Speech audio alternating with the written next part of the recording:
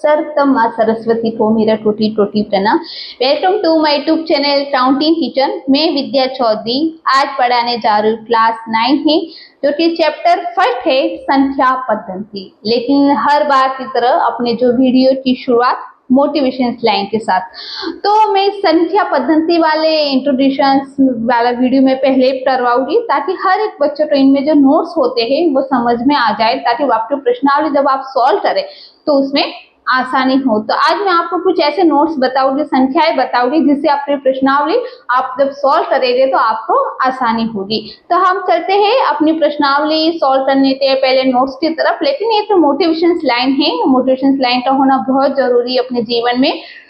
कि सोचना कि कागज अपनी किस्मत से उठता है, कागज अपनी किस्मत से उठता है, पतन अपनी काबिलियत से उठता है। कागज अपनी किस्मत से उठता है, पतन अपनी काबिलियत से उठता है।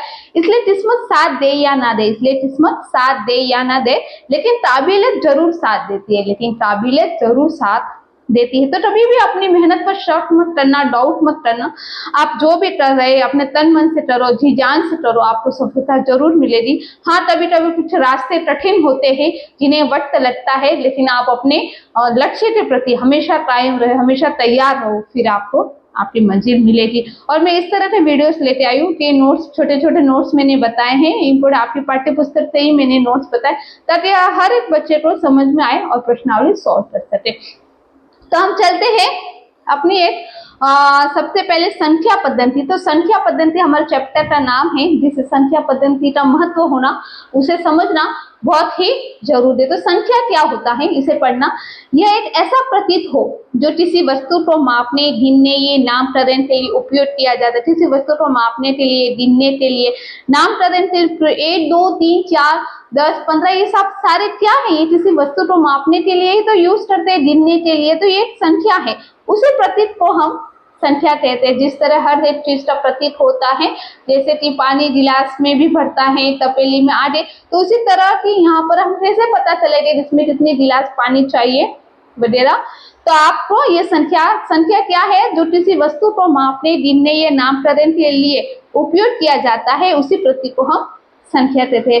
संख्या के प्रकार हम जब पढ़ेंगे तभी हम इस प्रश्नावली के सारांश, आप इसके विस्तार से आप इसे जान पाएंगे। तो ज्यादा वीडियो लंबा ना खींचते मैं आपको बता दूं, संख्या के प्रकार हम पहले ही पढ़ते आए, लेकिन एक बार आपको वापस रिमेम्बर करा दूं कि संख्या के प्रकार है प्राकृतिक संख्या, पूर्ण संख्या, पूर्णांक संख्या और परिमेय संख्या। तो हम प्राकृत संख्या, पूर्ण संख्या, पूर्णांक संख्या और परिमेय संख्या के बारे में पढ़ेंगे, फिर उसके बाद हम प्रश्नावली सॉल्व करेंगे। तो प्राकृत संख्या क्या है, वे संख्याएं जो 1 से शुरू होकर अनंत तक चलती है, उसे प्राकृत संख्या कहते हैं। तो वे संख्याएं जो 1 से शुरू होकर अनंत तक चलती है, वे प्राकृत संख्या कहलाती है। जैसे कि उदाहरण है 1 2 3 4 5, और ये अनंत तक जाती है, जिसे हम प्राकृत संख्या कहते हैं। जैसे कि यहाँ पर स्केल हो सकती है 1 2 3 4 5।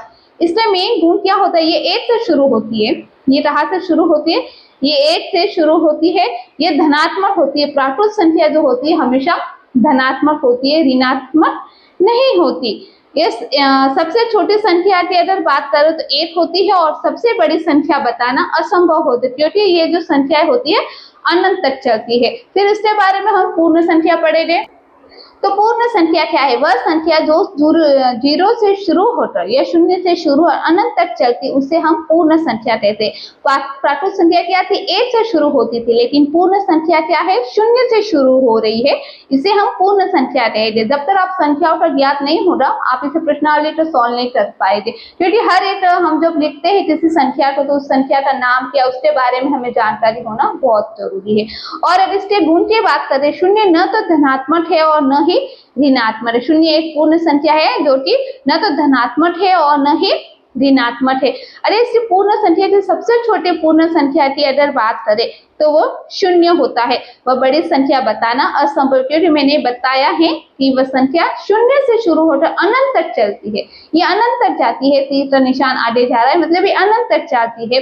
पूर्ण संख्या में 0 का महत्व, अरे किसी भी पूर्ण संख्या में अगर आप 0 को जोड़ते हैं तो हमें वही संख्या प्राप्त होती है, माइनस करते तो हमें वही, लेकिन गुणा, अगर आप किसी 0 में गुणा करते तो हमें 0, अगर भाग करते तो हमें बाहर जाता है। ये इंपॉर्टेंट कुछ ऐसे पॉइंट्स है जिसे आपको याद रखना है। फिर है पूर्णांक संख्या। तो पूर्णांक क्या है वे भी पढ़ देते हैं।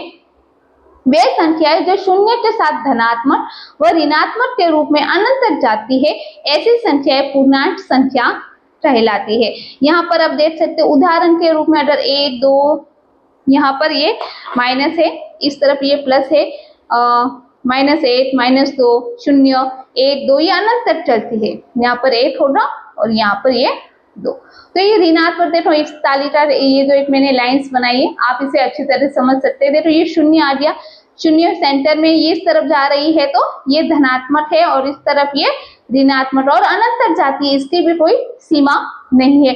वे संख्या जो शून्य से तो शुरू होती है और अनंत तक ऋणात्मक के रूप में इस तरफ जा रही है और इस तरफ भी जा रही है। इससे अगर गुण बात करिए शून्य भी होती है, अगर पूर्णांक संख्या में शून्य भी शामिल है, ये धनात्मक होती है और यह ऋणात्मक होती है।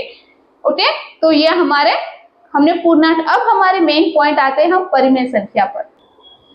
तो परिमेय संख्या क्या है? तो वे संख्याएं जिन्हें p/q के रूप में व्यक्त किया जा सके, जहां p व q पूर्णांक संख्या, पूर्णांक मतलब हमने पूर्णांक संख्या किसे पढ़ी थी? माइनस में और प्लस में। p व q पूर्णांक संख्या हो जहां q का मान शून्य नहीं हो, ऐसी संख्या परिमेय संख्या कहलाती। उदाहरण के अगर रूप में पूछे तो 3/4, 2/5, 6/5 परिमेय संख्या ऋणात्मक भी होती है और धनात्मक भी होती है और ये इस तरफ से चलती है, धनात्मक और इस तरफ ऋणात्मक। उदाहरण 1/2, 3/4 आपको हर में मतलब कुल मिलाता है हर। p ऊपर वाला कहे दे और हम q नीचे वाला कहे दे, q की तरफ कहीं भी हमें शून्य नहीं, मतलब q हर में हमें शून्य नहीं होना चाहिए।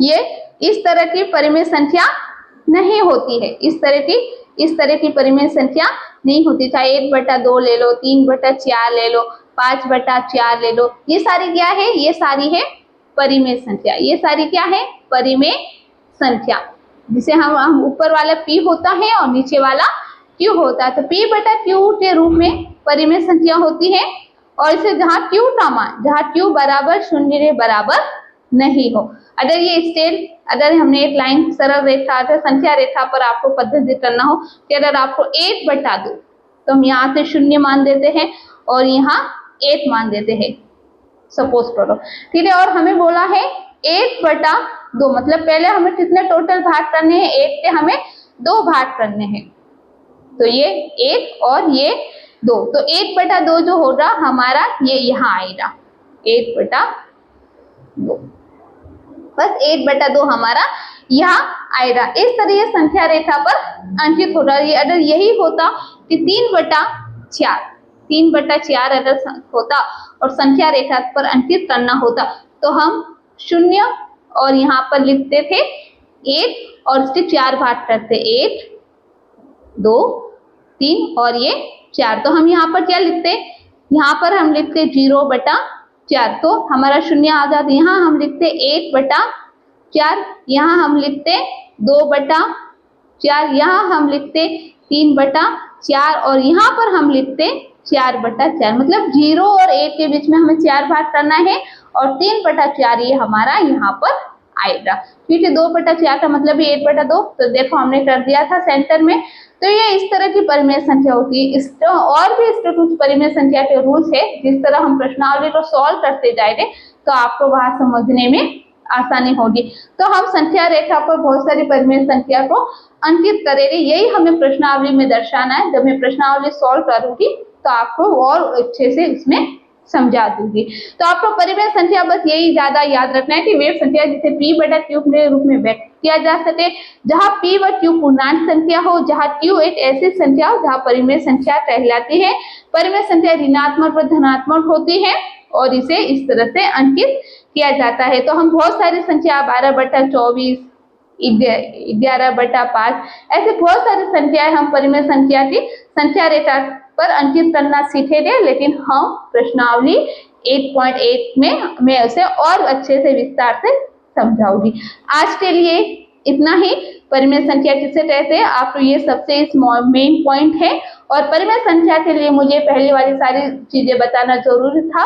अगर वीडियो पसंद आया हो तो वीडियो को लाइक करना, शेयर करना, सब्सक्राइब करना। मिलते हैं अगले वीडियो में, तब तक Vande Mataram. Vande Mataram. Okay okay, thank you.